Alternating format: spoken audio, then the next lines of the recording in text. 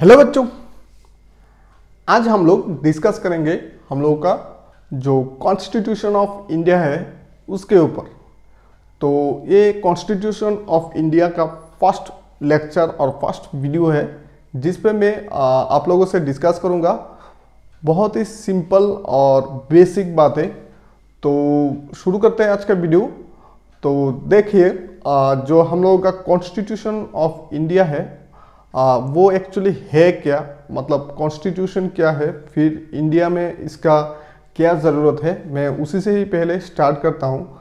तो आप लोगों ने तो रामायण महाभारत ऐसा पुस्तकों के बारे में सुना ही होगा।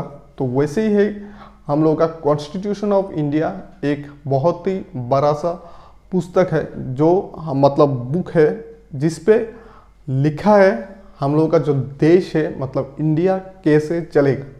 ठीक है, तो कॉन्स्टिट्यूशन ऑफ इंडिया एक बहुत ही मतलब इंडिया का आप लोग स्पीड बोल सकते हो या इंडिया का हार्ट बोल सकते हो, जो है एक बुक जिस पे लिखा होता है हर एक कानून, हर एक एक्ट, हर एक रूल्स की कैसे इंडिया चलेगा, कैसे इंडिया काम करेगा।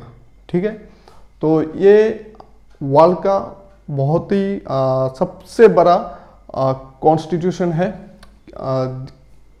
मतलब हर एक देश का अलग अलग सा कॉन्स्टिट्यूशन होता है, जैसे कि इंडिया का, पाकिस्तान का, बांग्लादेश का, कोई भी देश का अलग अलग सा कॉन्स्टिट्यूशन होता है कि वो देश कैसे काम करेगा, वो देश कैसे चलेगा, वो देश का क्या क्या रूल्स एंड रेगुलेशन है। तो वैसे भी हम लोग का इंडिया का भी एक रूल्स एंड रेगुलेशन है एक बुक में जो लिखा है साफ साफ कि इंडिया कैसे काम करेगा, वही बुक के हम लोग बोलते हैं कॉन्स्टिट्यूशन ऑफ इंडिया। तो ये वर्ल्ड का लार्जेस्ट कॉन्स्टिट्यूशन है। क्योंकि इसका रीज़न क्या है जो इसको लार्जेस्ट बनाता है?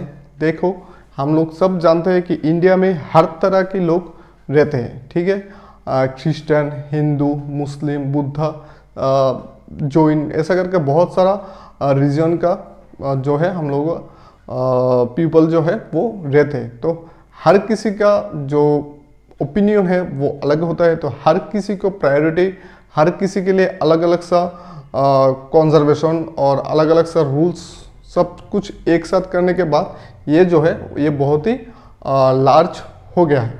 ठीक है, तो कॉन्स्टिट्यूशन ऑफ इंडिया का जो लार्जेस्ट है, इसको ध्यान में रखते हुए इसको थोड़ा सा सिंप्लिसिटी करने के लिए इसको कुछ डिवाइड कर दिया है। जैसे कि हम लोग कोई भी अगर स्टोरी मान लेते हैं, कोई भी स्टोरी अगर हम लोग देखते हैं तो स्टोरी का जो है पार्ट पार्ट दिया होता है कि ये पार्ट में इतना तक, ये पार्ट में इतना तक, कुछ पार्ट्स दिया होता है। तो वैसे भी हम लोगों के कॉन्स्टिट्यूशन में भी पार्ट्स दिया हुआ है, शेड्यूल दिया हुआ है और एक्ट दिया हुआ है।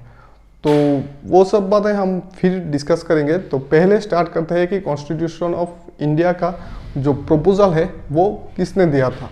ये एक एमसीक्यू में पूछा जा सकता है। तो पहला जो कॉन्स्टिट्यूशन का प्रपोजल है वो दिया था एम.एन. रॉय ने। ठीक है, एम.एन. रॉय ने क्या किया था? The idea of constitution given by M.N.. Roy.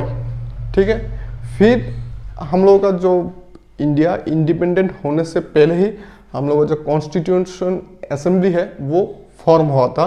फिर वो कमेटी जो है, वो असेंबली जो है, उन्होंने कॉन्स्टिट्यूशन ऑफ इंडिया थोड़ा थोड़ा करके बना के रेडी किया था। तो constitution of India totally ready होने में जो टाइम लगा है वो लगा है 2 years 11 months and 18 days। ठीक है, 2 years 11 months and 18 days ये टाइम लगा है कॉन्स्टिट्यूशन ऑफ इंडिया जो है वो रेडी होने में। ठीक है, तो फर्स्ट जो कॉन्स्टिट्यूशन असेंबली फॉर्म हुआ था वो फॉर्म हुआ था हम लोगों का 16 मई 1946 में। 16 मई 1946 में कॉन्स्टिट्यूशन असेंबली फॉर्म हुआ था। ठीक है, उसके 2 year 11 month 18 days बाद, मतलब कितना दिन आएगा देखो, ये असेंबली यहाँ से 16 मई 1946 पे फॉर्म हुआ था असेंबली। जो इन्होंने काम करना स्टार्ट किया है, मतलब constitution of India banana start किया है, वो किया था हम लोगों का 26 नवंबर 1946 से। ठीक है, उसके 2 ईयर 11 मंथ 18 डेज के बाद देखो कितना टाइम होता है। ये हुआ था हम लोगों का 2 ईयर्स 11 मंथ और 18 डेज इसका जो है कंप्लीट होने का टाइम लगता है। तो इसके बाद जो है हम लोगों का फॉर्म हुआ था 26 दिसंबर 1948 पे। ठीक है, यह हम लोगों का जो है कॉन्स्टिट्यूशन ऑफ इंडिया इस डेट पे टोटली बना के रेडी हो गया था। ठीक है, लेकिन ये पब्लिश नहीं हुआ है, मतलब ये कॉन्स्टिट्यूशन ऑफ इंडिया हम लोगों ने पब्लिश नहीं किया था, हम लोगों का पूर्वजों ने। वो क्यों नहीं किया था? क्योंकि हम लोगों का जो इंडिपेंडेंट डे है, इंडिपेंडेंस से पहले 1930 को हम इंडिया ने फर्स्ट इंडिपेंडेंस डे मनाया था 1930 पे। तो वहाँ पर था स्वराज जो है, स्वराज इंडिपेंडेंट, वो डेट को याद रखते हुए इन लोगों ने स्वराज इंडिपेंडेंट हम लोगों ने 1626 जनवरी, ठीक है, 26 जनवरी 1930 से स्टार्ट हुआ था हम लोगों का इंडिपेंडेंट डे। ठीक है, लेकिन इंडिया तब इंडिपेंडेंट टोटली नहीं हुआ था। तो इस डेट को याद रखते हुए क्या किया कॉन्स्टिट्यूशन असेंबली ने 26 जनवरी 1948 को हम लोगों का रिपब्लिक डे, मतलब कॉन्स्टिट्यूशन ऑफ इंडिया जो है वो पब्लिश हुआ था। ठीक है, वहाँ से हम लोगों का कॉन्स्टिट्यूशन ऑफ इंडिया हम लोगों ने शुरू किया था। ठीक है, तो देखो यहाँ पर 2 डेट हम लोगों का याद रखना ज़रूरी है। एक तो है 16 मई 1946 और दूसरा है हम लोगों का यहाँ पर 26 नवंबर नहीं 11 दिसंबर होगा, सॉरी एक्सट्रीमली सॉरी 11 दिसंबर। ठीक है, तो यहाँ पर कितना डेट लिखा है मैंने, 26 मई 1946 को कॉन्स्टिट्यूशन ऑफ इंडिया का असेंबली फॉर्म हुआ था। फिर यहाँ से हम लोगों का constitution of India banana start हुआ है। 2 years 11 month 18 days constitution of India totally ready होने में टाइम लगा है। फिर 26 दिसंबर 1948 को क्या हुआ है, वो टोटली प्रिपेयर हो चुका था। फिर 2 मंथ डिले हुआ है, 2 मंथ डिले, तो यहाँ पर 48 नहीं 49, 2 मंथ डिले हुआ है क्योंकि 26 जनवरी को हम लोग हमेशा इंडिपेंडेंस डे 1947 के पहले सेलिब्रेट करते थे। तो इस डेट को याद रखने के लिए 26 जनवरी 1949 को जो है कॉन्स्टिट्यूशन ऑफ इंडिया हम लोगों का पब्लिश हुआ था। ठीक है, मतलब कॉन्स्टिट्यूशन ऑफ इंडिया हम लोगों का रेडी हुआ था। तो यहाँ पर कुछ बातें हैं जो हम लोगों को याद रखना पड़ेगा।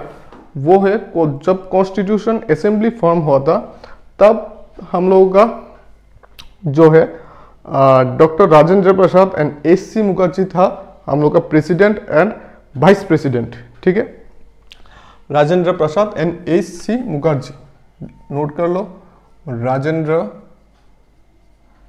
प्रसाद था हम लोगों का and SC Mukherjee,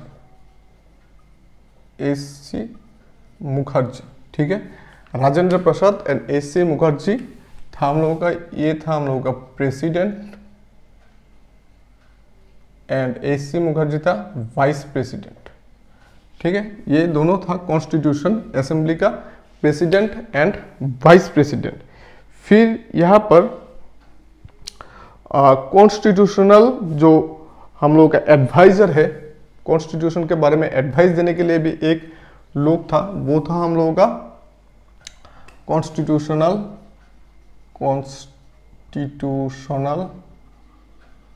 adviser, constitutional adviser था जो है हम लोगों का BN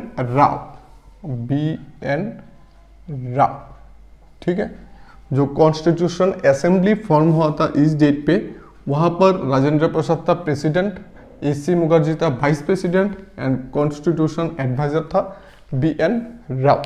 ठीक है, फिर हम लोगों का जो ड्राफ्टिंग कमेटी है, ड्राफ्टिंग कमेटी का चेयरमैन था हम लोगों का BR अम्बेडकर। ये नाम आप लोगों ने पहले भी सुना होगा, BR अम्बेडकर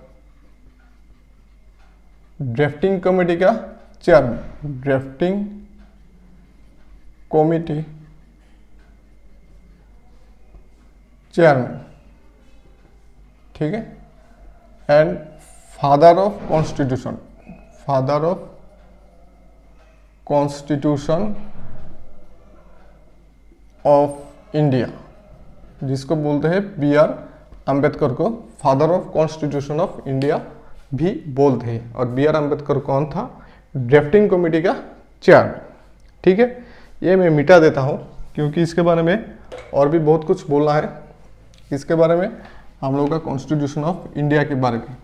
तो जैसे कि मैंने बोला है, कॉन्स्टिट्यूशन ऑफ इंडिया तो हम लोग का 1949 26 जनवरी को पब्लिश हो गया था, मतलब वो रेडी होके टोटली पीपल के सामने आ गया था। फिर यहाँ से यहाँ पर जैसे कि मैंने पहले बोला है, इंडिया का लार्जेस्ट वर्ल्ड का लार्जेस्ट कॉन्स्टिट्यूशन है इंडिया का कॉन्स्टिट्यूशन। तो यहाँ पर जो हम लोगों का मेनली जब फॉर्म हुआ था, मतलब 26 जनवरी 1949 पे जो कॉन्स्टिट्यूशन ऑफ इंडिया फॉर्म हुआ था, वहाँ पर था हम लोगों का 395 article, 12 parts and 8 schedule, 8 schedule. ठीक है, 395 आर्टिकल, 12 पार्ट्स एंड 8 शेड्यूल। ठीक है, तो अभी जो है 22 पार्ट्स। अभी जो है प्रेजेंट पे ये बहुत चेंज हुआ है, क्योंकि बहुत सारा एमेंडमेंट के बाद कुछ आर्टिकल इंक्लूड हुआ है, तो कॉन्स्टिट्यूशन और भी लेंदी हो गया है। तो आर्टिकल इंक्लूड करने के वजह से इसका पार्ट्स भी इंक्रीज हो गया है और साथ में शेड्यूल भी इंक्रीज हो गया है। तो यहाँ पर 395 आर्टिकल हो गया हम लोग का 448 आर्टिकल।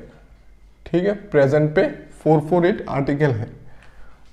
22 पार्ट्स हो गया हम लोग का 25 पार्ट्स और 8 शेड्यूल हो गया हम लोग का 12 शेड्यूल।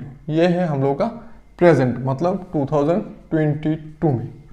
ठीक है, 448 आर्टिकल, 25 पार्ट्स एंड 12 शेड्यूल। तो हम लोगों का जो मेन फैक्ट है, मतलब मेन जो है वो है आर्टिकल्स। ठीक है, तो आर्टिकल 395 आर्टिकल या फिर 448 आर्टिकल जो है वो उसी को ही पार्ट करके पार्ट 1, पार्ट 2, पार्ट 3 करके 12 पार्ट दिया गया है। ठीक है, और शेड्यूल कुछ पार्ट्स को लेके, मतलब कुछ आर्टिकल को लेके एक शेड्यूल फॉर्म होता है। ऐसा करके हम लोगों का पास अभी 12 शेड्यूल है। ठीक है, तो मेन जो है वो है हम लोगों का 395 आर्टिकल और 448 आर्टिकल। ठीक है, तो कॉन्स्टिट्यूशन जब रेडी हुआ था, मतलब 395 आर्टिकल के समय, तब जाके हम लोगों का जो 1.5 लाख वर्ड्स था इस पे। देखो, बहुत बड़ा कॉन्स्टिट्यूशन फॉर्म हो गया था, 1.5 लाख वर्ड्स था तब के ज़माने में। ठीक है, अभी तो ये इंक्रीज होके और भी ज़्यादा हो गया है। हाँ, और एक बात, 395 आर्टिकल होने से लास्ट जो आर्टिकल नंबर होता है वो क्या होगा? 395 नंबर 1 2 3 4 करके सीरियली आने से लास्ट आर्टिकल नंबर क्या होगा? 395 इस डेट पे 26 जनवरी 1949। ठीक है, और आज के डेट पे मतलब 2022 पे जो लास्ट आर्टिकल नंबर है वो 395 आर्टिकल ही है। ठीक है, क्योंकि देखो, जब कुछ आर्टिकल इंक्लूड हुआ है तब इसके बाद आर्टिकल इंक्लूड नहीं हुआ है। तो ऐसा करने से क्या होना था, आर्टिकल का जो पोजीशन है वो सारा का सारा डिस्प्लेस हो जाता, ठीक है, मतलब सारा का सारा चेंज होता। मतलब मैं कुछ आर्टिकल 1 2 3 4, ठीक है, तो 4 नंबर यहाँ पर मैं बेसिक बातें बोलता हूँ। तो 1 नंबर पे सोचो ए लिखा हुआ है, 2 नंबर पे बी, सी, डी, ठीक है। अभी मुझे एक आर्टिकल जो है वो इंक्लूड करना है। तो बेसिकली हम लोगों के दिमाग पे क्या है कि 395 के बाद इंक्लूड कर देते हैं, लेकिन हम लोग जो आर्टिकल इंक्लूड करेंगे वो एक्चुअली बी के साथ रिलेटेड है। तो बी तो है हम लोगों का 2 नंबर पे, तो हम लोग इसको अगर 396 पे ऐड करेंगे तो मतलब क्या होगा, थोड़ा और भी कॉम्प्लिकेटेड हो जाएगा। तो इसलिए हम लोगों ने क्या किया है, B1 B2 ऐसा करके ऐड कर दिया। तो यहाँ पर कितना आर्टिकल हो गया, 2, ठीक है, मतलब इसको बोलते हैं सब पार्ट, ठीक है। मतलब जो यहाँ से 395 और 448 तकरीबन 53 आर्टिकल्स नया जो ऐड हुआ है वो जो आर्टिकल के साथ रिलेटेड है उसके साथ पार्ट ए पार्ट बी, मतलब 39A ये आर्टिकल, 39B दूसरा आर्टिकल, फिर देखो 55A एक आर्टिकल, 55B दूसरा आर्टिकल, ऐसा करके हम लोगों ने आर्टिकल्स को ऐड किया है, ठीक है। तो लास्ट नंबर ऑफ आर्टिकल तब भी 395 आर्टिकल था, अभी भी 395 नंबर ही है, लेकिन हम लोगों का आर्टिकल अभी है 448। तो बाकी जो आर्टिकल है वो ABC करके ऐड हुआ है, ठीक है। तो यहाँ पर हम लोगों को और एक याद रखने के बाद क्या है, जो हम लोगों ने कॉन्स्टिट्यूशन जो रेडी किया था, जैसे कि इंडिया का कॉन्स्टिट्यूशन जब हम लोगों ने बनाया था, तो यहाँ पर जो कॉन्स्टिट्यूशन असेंबली है और कॉन्स्टिट्यूशन कमेटी है, उन लोगों ने कॉन्स्टिट्यूशन कैसे बनाया होगा। तो उन लोगों ने कॉन्स्टिट्यूशन बनाने के लिए मतलब किस चीज़ का हेल्प लिया होगा। तो इंडिया का कॉन्स्टिट्यूशन जो है वो हम लोग का बहुत सारा देश का कॉन्स्टिट्यूशन ऐड करके बनाया गया है। मतलब कुछ एक्ट जो है, कुछ फंडामेंटल एक्ट और कुछ दूसरा एक्ट जो आर्टिकल्स है वो किसी दूसरे देश से हम लोगों ने लिया है। तो यहाँ पर तकरीबन 7 और 8 ऐसा देश है जिससे हम लोगों ने कॉन्स्टिट्यूशन का हेल्प डायरेक्टली लिया है। तो उसी देश के बारे में मैं बात करता हूँ अभी कि कौन कौन देश से हम लोगों ने क्या क्या लिया है उनका कॉन्स्टिट्यूशन से, ठीक है। तो पहले हम लोग यूके के बारे में बात करते हैं। यूके, ठीक है, यूके से हम लोगों ने जो लिया है, यूके का कॉन्स्टिट्यूशन से जो हम लोगों ने लिया है वो फर्स्ट है हम लोगों का rule of law, rule of law. Second है हम लोगों का देखो cabinet system, cabinet system. Third है हम लोगों का प्रेरोगेटिव, ठीक है, प्रेरोगेटिव राइट्स। फोर्थ है हम लोगों का बाइकैमरल पार्लियामेंट,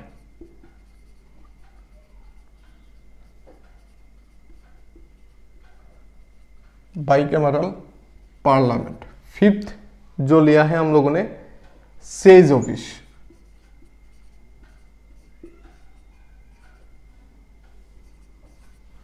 सिक्स जो है सिंगल सिटीजनशिप, सिंगल सिटीजनशिप। और 7 जो है वो है law making procedure, law making procedure. ये 7 चीज हम लोगों ने यूके का कॉन्स्टिट्यूशन से लिया है, ठीक है। पी राइट्स और प्रेरोगेटिव राइट्स, इसको फुल फॉर्म में भी लिख सकता हूं, प्रेरोगेटिव राइट्स, ठीक है। ये 7 चीज हम लोगों ने यूके का कॉन्स्टिट्यूशन से लिया है। फिर यूएसए की बात करते हैं। यूएसए से हम लोगों ने क्या क्या लिया है? यूएसए लिया है written constitution, written constitution. Second लिया है हम लोगों ने vice president as the ex officio, vice president as the ex officio. इसके बारे में मैं डिस्कस करूंगा। फिर ex officio chairman of upper house, ex officio chairman of upper house. 3 fundamental rights, fundamental rights. 4 supreme court, supreme court. 5 independence of judiciary and judicial review, independence of judiciary and judicial review. 6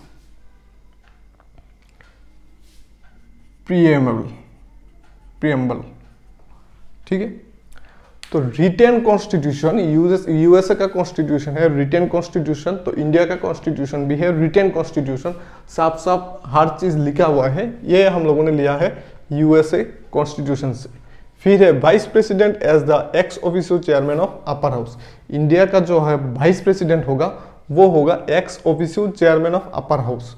तो parliament में 2 house होता है, upper house and lower house. जो vice president हम लोग कहाँ से लेंगे? अपर हाउस का जो है वो एक्स एम्प्लॉय होगा, एक्स ऑफिसियो होगा, ठीक है। फिर फंडामेंटल राइट्स, हम लोगों का बहुत सारा फंडामेंटल राइट्स है, तो ये हम लोगों ने यूएसए के कॉन्स्टिट्यूशन के लिया है। Supreme court is the head of all court, ठीक है। ये हम लोगों को पता है, हर इंडिया का सबसे बड़ा कोर्ट है सुप्रीम कोर्ट। तो यूएसए में भी सबसे बड़ा कोर्ट को सुप्रीम कोर्ट, और उस देश पे दूसरा कुछ नाम होगा, तो यहाँ पर सुप्रीम कोर्ट हम लोगों ने नाम दिया है। एक ही कोर्ट है इंडिया का जो है सबसे बड़ा। यहाँ पर ये अल्टीमेट हम लोगों का जो है जुडिशियल अप्लाई करने का अल्टीमेट जो कोर्ट होता है वो होता है supreme court. Independence of judiciary and judicial review, ठीक है। तो इंडिपेंडेंस ऑफ जुडिशियरी, जुडिशियर का जो इंडिपेंडेंस है, फ्रीडम है, ये यूएसए में भी मतलब जुडिशियरी को जितना फ्रीडम दिया जाता है, इंडिया में भी उतना ही दिया जाता है। फिर है प्रीएम्बल, प्रीएम्बल मतलब हम लोग जो कॉन्स्टिट्यूशन का जो प्रीएम्बल है, कॉन्स्टिट्यूशन का जो फर्स्ट जो है हम लोग भारत का निवासी है ऐसा करके कुछ जो है इंडिया का कॉन्स्टिट्यूशन का ब्लूप्रिंट जिसको बोलते हैं हम लोग, वो भी हम लोगों का जो लिया है वो लिया है हम लोग यूएसए के कॉन्स्टिट्यूशन से, ठीक है। तो यूके हो गया, यूएसए हो गया। फिर ईस्ट हुई, फिर देखो ERST ईस्ट, इससे हम लोग क्या लिया है USSR, ठीक है। इस देश से हम लोगों ने लिया है फंडामेंटल ड्यूटीज, फंडामेंटल ड्यूटीज, ठीक है। ईस्ट विल USSR, यहां से हम लोगों ने लिया है फंडामेंटल ड्यूटीज। फिर ऑस्ट्रेलिया, ऑस्ट्रेलिया से हम लोगों ने क्या लिया है concurrent list, joint sitting of parliament, concurrent list, joint sitting of parliament, ये लिया है हम लोगों ने ऑस्ट्रेलिया से, ठीक है। फिर जर्मनी, जर्मनी से हम लोगों ने लिया है suspension of fundamental rights during emergency, Germany. इस देश से हम लोगों ने लिया है suspension of fundamental rights, fundamental rights during emergency. मतलब इमरजेंसी के टाइम पे हम लोगों का जो फंडामेंटल राइट्स है वो काम नहीं करेगा, वो सारा का सारा सस्पेंड कर दिया जाएगा। ये जो है ये लिया है हम लोगों ने जर्मनी से। जैसे कि इमरजेंसी की केस हम लोग देख चुके हैं, जो हम लोगों का लॉकडाउन था तब हम लोगों को कोई भी फंडामेंटल राइट हम लोगों को अप्लाई नहीं हुआ था। हम सब लोगों को एक घर में बंद करके रखा गया था। तब हम लोग का जो फंडामेंटल राइट्स है, जैसे कि right of speech, right of freedom, right of independence, ये सारा का सारा हम लोगों का सस्पेंड कर दिया गया था। ठीक है, तो इमरजेंसी के टाइम पे कोई भी फंडामेंटल राइट्स काम नहीं करेगा, ऐसा जो है जर्मनी के कॉन्स्टिट्यूशन पे लिखा हुआ था, वहां से हम लोगों ने इस चीज को लिया है। फिर कनाडा, कनाडा से हम लोगों ने लिया है scheme of federation with a strong centre. ये मिटा देता हूं।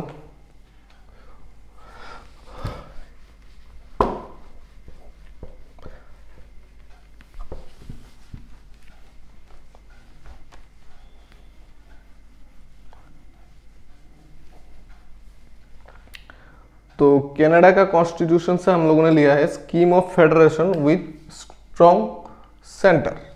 कनाडा स्कीम ऑफ फेडरेशन, ये लिया था हम लोगों ने कनाडा का constitution, scheme of federation with strong centre, with strong centre. Next और एक लिया था distribution of powers between the centre and the states, distribution of power between centre and states. ठीक है, जैसे कि सेंटर में आप जो है हम लोग का प्रेसिडेंट होता है, वाइस प्रेसिडेंट होता है, फिर पीएम होता है, तो स्टेट में भी सीएम होता है, गवर्नर होता है। तो वो सेंटर का पावर और स्टेट का पावर सेम नहीं है। ठीक है, तो डिस्ट्रीब्यूशन ऑफ पावर जो है, सेंटर का कैसे पावर होगा और स्टेट का क्या पावर होगा, ये हम लोगों ने लिया है कनाडा का कॉन्स्टिट्यूशन से। ठीक है, फिर आयरलैंड, आयरलैंड से लिया है हम लोगों ने कॉन्सेप्ट ऑफ, देखो आयरलैंड से लिया है concept of directive principle of state policy. Ireland इससे लिया है कॉन्सेप्ट ऑफ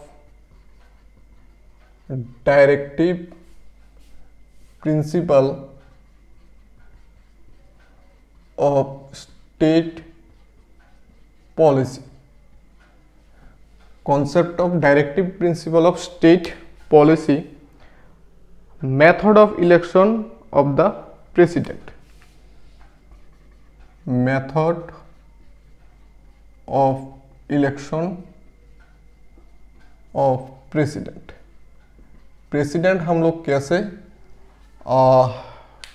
ढूंढेंगे या प्रेसिडेंट हम लोग कैसे सिलेक्ट करेंगे, उसका जो मेथड है वो हम लोगों ने आयरलैंड कॉन्स्टिट्यूशन से लिया है। फिर south Africa, south Africa, south Africa के कॉन्स्टिट्यूशन से हम लोगों ने लिया है procedure for amendment, procedure for amendment. मतलब कॉन्स्टिट्यूशन को कैसे चेंज किया जाएगा, फ्यूचर में अगर कोई दिक्कत आती है तो कॉन्स्टिट्यूशन को कैसे चेंज किया जाएगा, कॉन्स्टिट्यूशन को कैसे ठीक किया जाएगा, उसका जो प्रोसीड्यूर है ये लिया है हम लोगों ने साउथ अफ्रीका से। फिर फ्रांस, फ्रांस से लिया है Republic and the idea of liberty, France France से हम लोगों ने क्या लिया है, Republic and the idea of, बहुत सारा आइडिया लिया है, idea of liberty, equality and fraternity. Liberty, equality and last क्या था, फ्रेटर्निटी,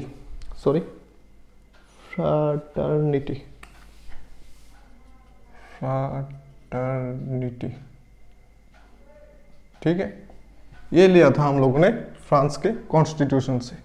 तो देखो हम लोगों ने यूके के कॉन्स्टिट्यूशन से लिया है, यूएसए के कॉन्स्टिट्यूशन से लिया है, फिर हम लोगों ने यूएसएसआर, यूएसएसआर से भी लिया है, ऑस्ट्रेलिया से भी लिया है, जर्मनी से भी लिया है, कनाडा से भी लिया है, आयरलैंड से भी लिया है, साउथ अफ्रीका से भी लिया है, फ्रांस से भी लिया है। तो हर किसी देश से हम लोगों ने क्या क्या जो है कॉन्स्टिट्यूशन का जो एक्ट या फिर शेड्यूल या पार्ट या फिर कॉन्स्टिट्यूशन का जो पार्ट हम लोगों ने जिस देश का कॉन्स्टिट्यूशन से लिया है वो सारा का सारा देश मैंने दिया, मतलब बोर्ड पे लिखा है। फिर कौन सी देश से क्या क्या हम लोगों ने लिया है ये भी लिखा है मैंने।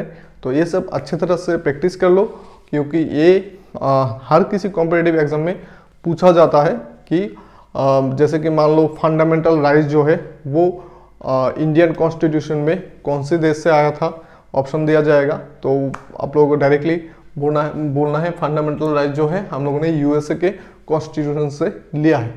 ठीक है, जैसे कि यहाँ पर Republic and idea of liberty, ये कौन सी देश का कॉन्स्टिट्यूशन से इंडिया जो है वो लिखा है, वो हम लोग को डायरेक्टली बोलना है फ्रांस के कॉन्स्टिट्यूशन से।